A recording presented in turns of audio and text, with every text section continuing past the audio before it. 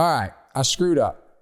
I double booked this past weekend, but it actually ended up turning out to be a blessing.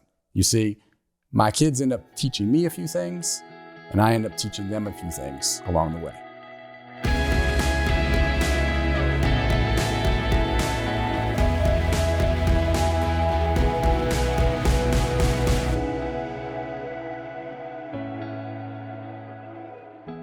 All right, holla holla. I just love the way you start. That's right. Your holler. And then I feel like I have to like reciprocate like in your fabulousness there. And then I'm like so dorky and I always like fall flat on my face. So just be you. I feel like an animal in the zoo today, yo. Yeah? Yeah. We have these extras people watching us today. These people. Who are these people? These people, these foreigners. You just foreigners in our house. We didn't just open our door and let random people in. I mean, they have names. Like yes, they do. They do. This guy peering around the corner over here. Christina and Maria. Yeah, and Brianna. Help us with our awesome content. And Danny Instagram. Boy. Plug. Yes. So yeah, we've had some interesting. We've been like 2 passing ships in the night. Huh? Yeah. Yeah, we didn't intend for it to be that way. That's a funny story in itself, right? Yeah, I double booked. Well, yeah, I know. And both of us were like, at the same time, we both could have looked at the calendar, but also we both tend to be sprinters. And when we know, right? When we know there's a commitment and we're going to say yes to it, we're like, done. Right. There's Signed, energy behind delivered. It. It's like, pull the trigger. And it definitely was divine because you know what? We're not meant to always be together. So I really, while I know that you at the moment were like, I picked out this really awesome house in Sedona to do our second trip to the Sedona half. And like, we have friends going this time even, and I'm not going to be able to go. Because I said yes to this other commitment without both of us checking the calendar. Was it a beautiful house? Gorgeous. It was beautiful. Actually, I think that's what we're talking about on this episode. We're talking kind about of the us house? dividing and conquering. No, just of us dividing and conquering. Yeah. Pivot. Yeah, pivot. There you go. I naturally landed on topic. I'm just good like that. You did. So yeah. So that's kind of our nature is if we make a decision and it pops up, it's like, we better act now. And so what happened was I double booked, didn't look at the calendar. And we had that trip planned for Sedona for 6 months. At least 6 months. Because when I ran it last year, I knew. I was like, I'm coming back here next year. And I'm going to hit people. my PR again. Yeah. I was like, I have a PR of 148 for a half. I was like, I'm coming for you. Yeah. And I'm going to do it here because I love this race. Little did I know that I did you before, and then 7 months pregnant. Yeah. So anyway, we still did it though. Yeah, we did 7 months prior. but yeah. Hence the socks. If you're watching on YouTube. The what? What's the socks say? What? I can't. I'm still limber too. Look at pregnant. Me. Yeah. 7 months pregnant. Yeah. Pulling the. Yeah. Okay. So we booked that. You and Mila and Stellan and Soren went to Sedona to do that. And then I went to Tennessee because I made a last minute commitment to our team. Which was something that we have cities. Actually been talking about for like 6 months. We're like, we got to do this. We need to go to Tennessee. We need to go to Tennessee. It was tugging on our heart. We're like, we need to go. So we went there. I think me and Sabella did. In 48 hours, we flew 10 hours collectively with connections and drove over 250 miles and stayed in 2 hotels and spoke to hundreds of people. And I was so proud of her though, because she's pretty shy, and to watch her get pushed into this. She was proud of herself. She did amazing. Did you notice how she showed up since she's been home? Totally different. Right? Just it's a scaling process of seeing her develop from coming home to homeschool, then after just that short trip with you. And actually, she told me last night, she's like, Mom, I talked to so many people I didn't know. You should have seen it. She was just but she was proud of herself, you know? And I think she was also proud of herself for knowing she did something that we would have been proud of her for doing too. Mm-hmm. Well, she did that on top of, because we recently took her out of school, and so now we're homeschooling on top of the other plethora. We do of things everything all do. at once. Yeah. So she did her assignments. So the cool thing is she's sitting in this environment of people who are engrossed in personal development. And she's sitting there reading a John Maxwell book, finishing it up and writing her however many paragraph essay you had her do. And then the next assignment, she's sitting there, because we were there like a couple hours. She's doing Who Moved My Cheese? Yeah, she's reading that little pocket book, and everyone's coming up and they're like, wow, I need to read that book. And grown adults in there. So it was pretty cool. And I think that kind of made her kind of puff up a little bit and reinforced that she's on the right track. Yeah. And then she had an art project while we're at this too. And she's an artist. Yeah. So you said, hey, you look up a scripture that tugs on your heart, and then articulate that through your art. That was the only rule. So she did that, and it was amazing. It was beautiful. She got a lot of compliments on that too. So I empowered her that trip. Yeah. It was pretty cool. And then knowing you guys, you're over there on the other side of the country, empowering and leading the other crew through pushing them in physical activity, taking mental, on hard physical things that can grow you. And and and honestly, it grew me, because as much as I like to travel, and there's certain things like in our life, in our home, in our business, that I prefer to take control of, right? And you kind of get out of my way and you'll let me lead, right? There's other things in our life, people would not necessarily know this about me. I do not prefer to lead in travel. I do not prefer to know the details. I don't need to schedule the flights. I don't need to know how to get in the VRBO. So you not being there all of a sudden removed a little bit of this crutch for me that, and I've flown without you a couple of times, not as much as people would probably, for being 41 years old, probably should have. But, it pushed me out of my comfort zone again, which is really good. And I realized how important it is to get uncomfortable, not just to constantly encourage other people to do it, but also to ask yourself, like, what am I thinking I'm not capable of or not wanting to do, and being overly codependent in. I still had the benefit of having friends that were like, hey, yeah, I got this with you, which was nice. And I got into the house. I had to find the code. I had to do all those things myself. And I was like, this is not that bad. I still wanted you there.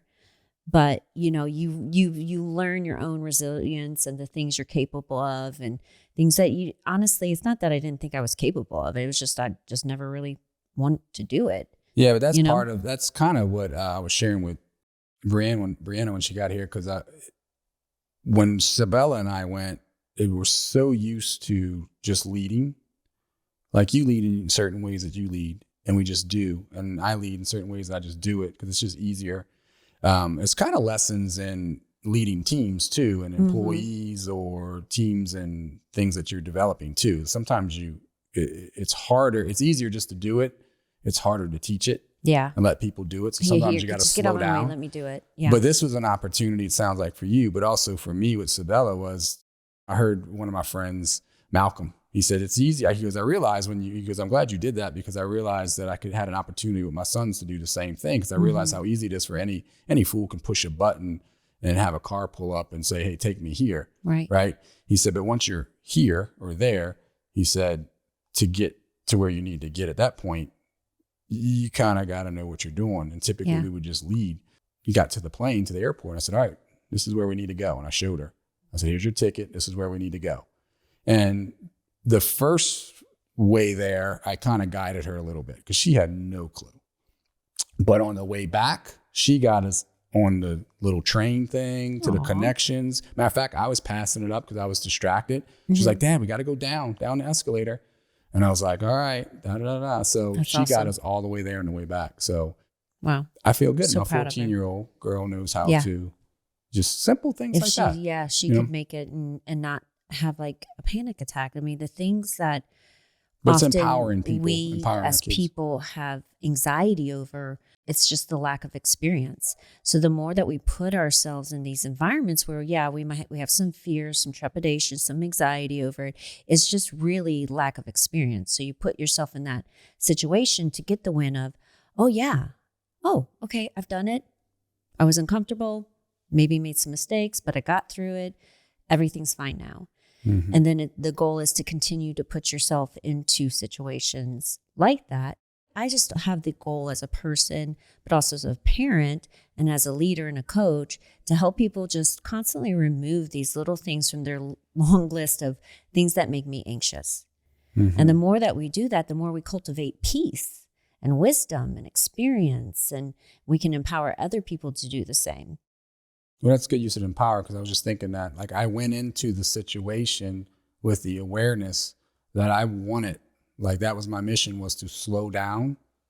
Like, I knew it was going to take a little longer, but I went in with the awareness to say, okay, let me slow down so I can empower this young one to know how to do something. Absolutely. Because I have this very firm belief that, most people are built with this incredible potential.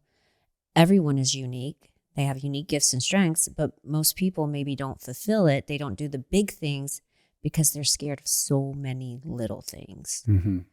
And so if we can chip away at that list of little things that we're scared of, we can get closer and closer to removing all the obstacles and barriers of, why can't I achieve this big thing, right? It's confidence through competence. But you would have been so proud of me. Like, you just see her.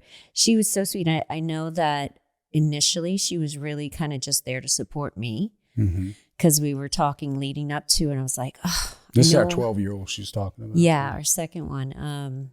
Even after I found out I was pregnant, I really pictured myself doing the half. Mm-hmm. But I'm also, we had a lot of things structurally that changed. And then we were talking about how much that just throws me off. And like, I have to, it takes me, you don't take as long to recalibrate. For me, it takes me longer to recalibrate. So I didn't get all my running in. And, it's the kind of thing, a half marathon, like, even though I ran a half marathon a month for over a year, if I wasn't pregnant, I could have just jumped into that. I wouldn't have got my best time. I wouldn't have hit the PR probably, but I could have done it. Being pregnant, yeah, no. The baby would have been fine. I would have walked most of it. It would take a really long time. I would have hurt really bad. And it would have, not a level of soreness I needed to endure. So I was talking to Mila. I was like, I feel like such a slacker. I can't just go and not do anything. I really need to do the 10K, but the 10K, to be honest, right now, coming off of halves, isn't that exciting for me, not to do by myself. And she's like, well, I'll do it with you. And then she was nervous because she thought she's still, even though I'm very pregnant, she's still picturing, me being, I always push very hard in my runs. I always want to get my best time. So she's picturing me pushing her on something. She's like, this is going to be miserable. Luckily, Mom was pregnant and I have very low expectations for myself. And so we went into it, and I just really told her, I was like, look, you lead the way. You walk when you want to walk. You jog when you want to jog. Please don't sprint. Yeah, she's competitive. Because I'm going to be in the back and you'll have to find me. But, Didn't you realize, though, how much more competitive she is? She is so competitive. It's so cute. And if I hadn't been pregnant, I probably would have made her hate that experience, if I can be honest. Mm-hmm. Because you'd have pushed her too hard. I would have pushed myself too hard. I would have pushed her too hard. Yeah. But instead of just really lowering my expectations and just being like, this is going to be fun. I'm spending however long it takes for us to finish this 6 miles with my daughter in this beautiful environment. She's in a race setting. She gets to see what it's like. Mm-hmm. And she literally would only walk long enough for she'd only walk uphill. Mm-hmm. And so she set the rule. She's like, we walk uphill, we jog down. So, and there's lots of hills. Mm-hmm. But then she starts pointing people out along the way. And it's like, picking them out. She's like, that person's only walking and they're ahead of us.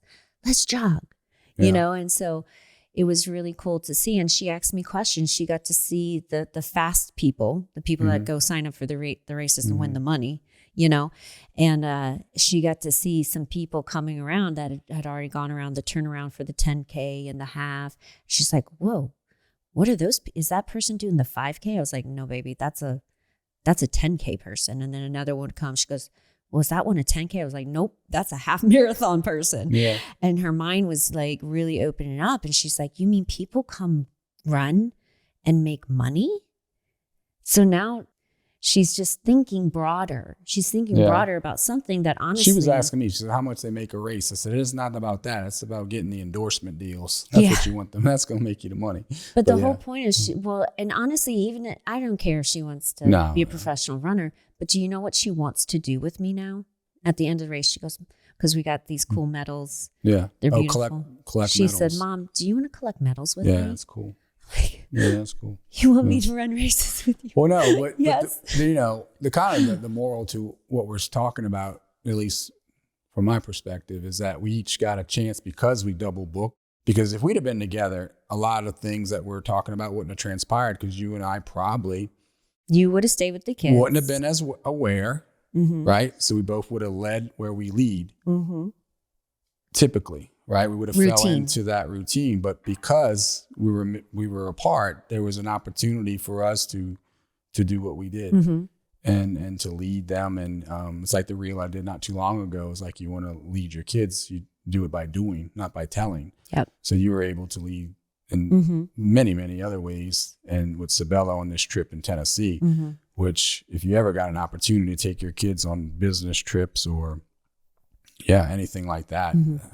There's so much growth from someone that age to learn from. Like she was my navigation when we rented the car. She'd find the rent a car. There's so much just in the traveling aspect, but then showing up to the event and empowering her to take some pictures. Hey, can you take a picture? Can you catch a video of this? She goes, I don't know if I can do it. I said, don't worry about it. There's gonna be 20 other people taking pictures.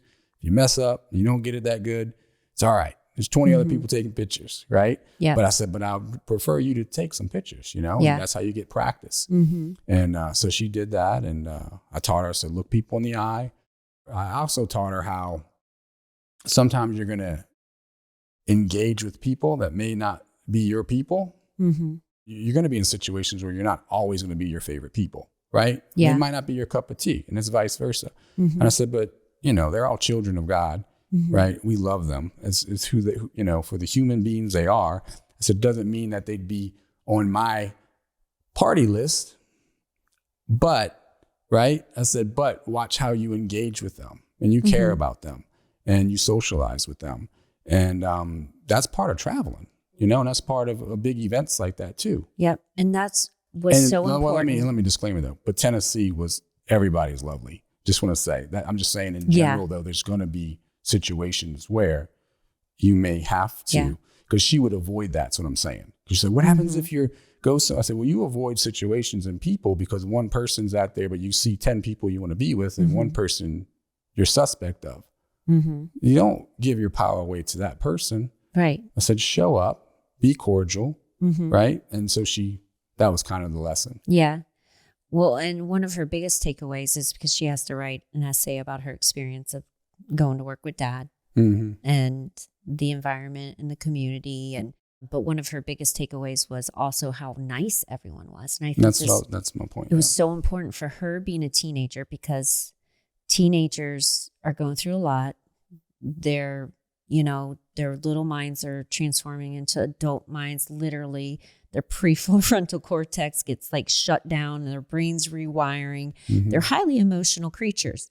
And they don't make the best choices socially. Like they leave kids out. They decide they just don't like someone and then they don't talk to them, or you've got so many things that's going on. And she had so many of those experiences over the past couple of years, but for her to see developed people, I knew it was a safe environment. Go to her, be kind, like to see how people could be, but also how to be in a room, like what you want to aspire to be. You want to aspire to being the people she met. You want to aspire to being the kind of person who goes into the room, doesn't wonder and look around like, should I talk to this person? Because do they like me? Or they just go to people and say hi. Yep. Common, just really good manners and letting everything else take shape after that. 100%. And she got to go over like some of the content she saw. So I showed her on the way there. I was researching and doing content on what I was asked to speak on, requested to speak on. And at the last minute, God does what he does. And he put on my heart to speak about something else. Something else. So all of it went out like the our window. And she podcast goes, days. well, why are you? She goes, Dad, didn't they ask you to speak about that? I said, yeah, but they trust me. Mm-hmm. She said, what do you mean? You're going, I said, they trust me. Trust me. So we got there and the person asked, hey, are you going to speak on this? I said, I'm going to go a different route. And then he actually said, whatever, dude, I trust you. And I looked at Sabella and looked at her and winked. So that was a conversation too, to say, hey, when people trust you and you have respect and you always deliver and you always show up, I said, you can do that. So there were so many lessons from her drinking her green juice in the morning. Oh, I was very proud of that. I was impressed. I was travel impressed. Packs. So all the little messages, I said, I'm going to be teaching on this and I'm going to be speaking from the stage on this. I said, here's the lesson, real time. I said, you do what you need to do even when you don't want to do it. I said, and that over consistent time yields you the results that you want to have in life that most won't have. And I said, and it starts with, you see at home, you drinking this green juice with your apple juice and you don't like it with your cold apple juice. She goes, yeah. I said, you're going to drink it with that hot water. And she goes, this is disgusting. And that's when I said, imagine how good it's going to be when you get home with that apple juice nice and cold. And she drank it. Yeah. So when we got home Sunday, I said, I poured it with apple juice. Mm-hmm. She appreciated it. She appreciated it. And she like, drank it. And she goes, I still don't like it, but it's better. So there you go. So. Yeah. And well, there's the consistency for keeping up with your habits. Your habits that you have at home should be the habits that you have when you travel. They might be modified slightly, but for the most part. Yes. And that's part of her curriculum is we're working on the physical, mental, and spiritual health. Yeah. And so within the physical is the nutritional. Mm-hmm. So she's continuing her education in multiple environments, which I thought, for one, I thought, well, it shows you as a dad backing me up too. We make decisions together and we're seeing them through. Like when she's home, typically we're both like, hey, did you have your green juice? But you could have took the easy route.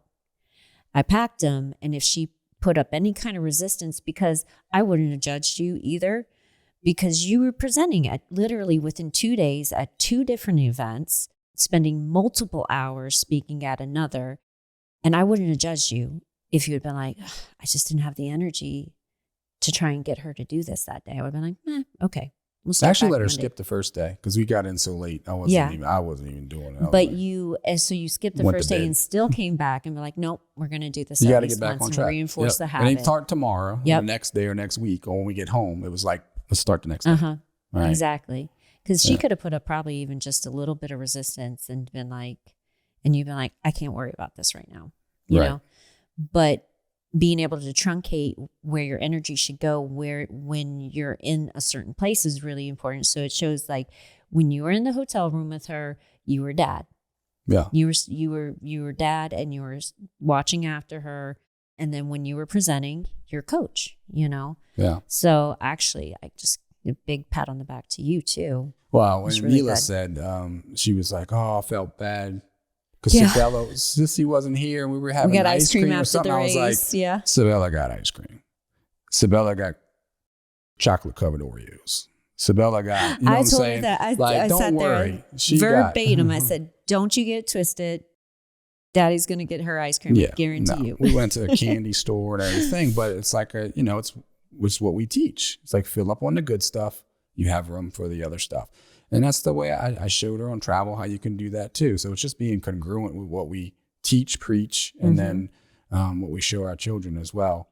But yeah, I would just say, if you get anything from the podcast is slow down, stop. We want to do things. We want to coddle them. We want to take care of them. And we do a lot of it automatically because we're in such a fast pace. I'm going to encourage you to slow down because it's going to take you slowing down because you could do it so much faster. It's the same as us growing and developing teams. So we kind of got the reps on that. So it's kind of helping us actually with the parenting aspect of saying, hey, slow down. Let's pass this skill on to our kids. Yeah. And it was great. Consistency. Yeah. Consistency over urgency. Amen. Yeah. It's good stuff. Proud of you, babe. Missed you. back together. So friends, that's it. That's a wrap. Remember, you deserve to live the life you desire. So go out and create your new American dream.